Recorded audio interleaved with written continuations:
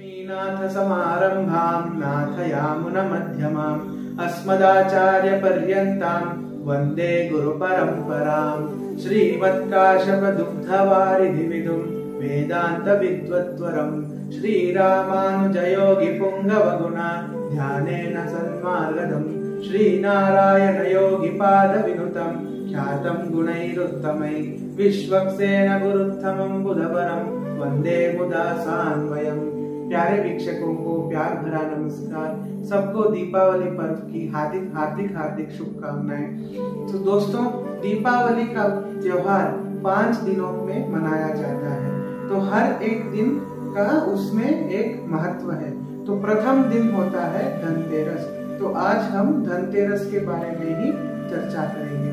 तो प्रथम दिवसीय त्योहार जो है धनतेरस। धनतेरस किस दिन मनाया जाता है? धनतेरस मनाया जाता है कार्तिक मास के कृष्ण पक्ष के त्रयोदशी के दिन।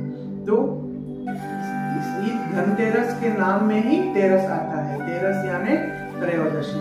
तो त्रयोदशी के दिन हम लोग धनतेरस मनाते हैं। यह हुई पहली बात। दूसरी बात, धनतेरस क्यों मनाया जाता है? धनतेरस का महत्व क्या है? धनतेरस के दिन समुद्र मंथन से श्री भगवान धन्वंतरी अमृत कलश लेकर प्रकट हुए थे और इन्हीं के कृपा से हमें आयुर्वेद नामक ग्रंथ भी मिला है।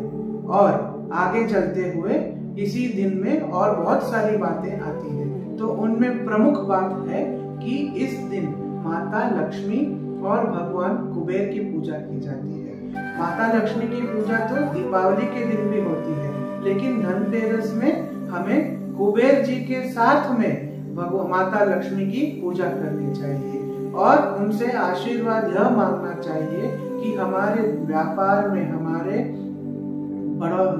धंधे में आप हमेशा बढ़ोतरी दें।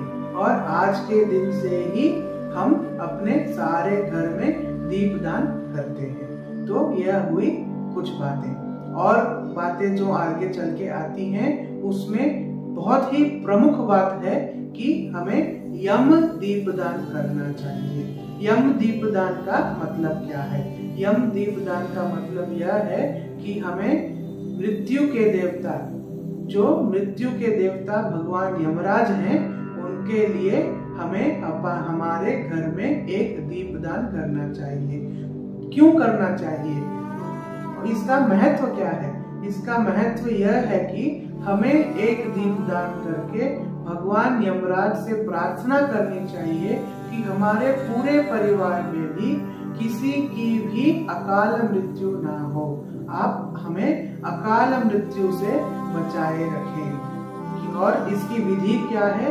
एक मिट्टी का दिया लेना चाहिए, उसे शुद्ध करके साफ पानी से धो के तिल के तेल से एक दिया जलाना चाहिए। और इसे कहाँ रखना चाहिए?